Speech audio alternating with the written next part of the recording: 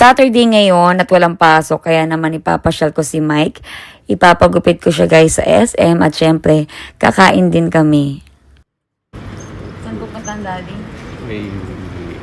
Sa mall? SM? SM ka? Wow, mag-SM. Magpapagupit ang daddy ko. Ang ganda ng ngiti niya. Oh, magpapagupit siya. Babangon na kami guys. Ayan. Ikaw ay masaya. Kanta ka. Kung ikaw ay masaya. Kanta ka. 1, 2, 3, go. Paano daw masaya? Paano daw masaya, Mike? Baby. Kung ikaw ay masaya. Anong umasok? Kung ikaw ay masaya. Magna ka.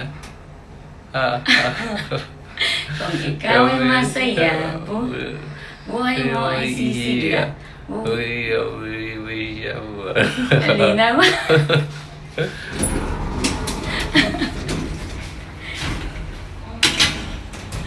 O, kakantara mo na.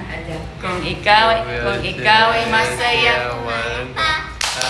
Kung ikaw ay masaya.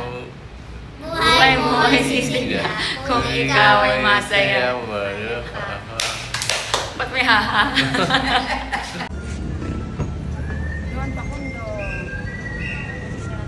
Talagang doon, yan.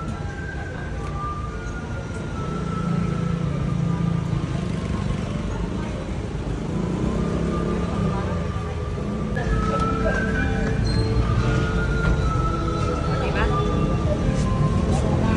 Hi guys. Nasaan ka ngayon? Estelle. SM. Galing nagsasalita na. SM. Papagupit ako. Ano gagawin mo sa SM? Busy. Gupit. Marunong na magsalita ah. Vlogger si Mike? Vlogger. O magsalita ka lang. Hi. Pagkatapos mapagupit, ano gagawin mo? What's yours? Ha? Where's yours? Ano yun?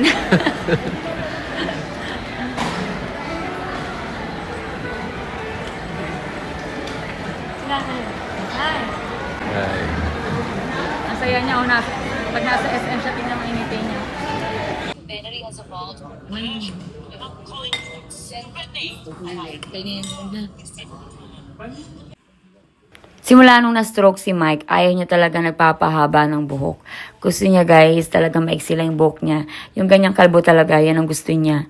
Kinakapaan niya guys yung buhok niya kapag napapansin niya tumutubo na. At talagang nagre-request siya magpagupit.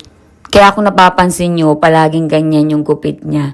Kasi guys, nagtatampo siya kapag hindi nasusunod yung gupit na gusto niya. Kaya hinahayaan ko na lang. Ayan guys, tapos na siyang gupitan. Tingnan niyo naman kung gaano siya kasaya. Diba? Tuwang-tuwa siya.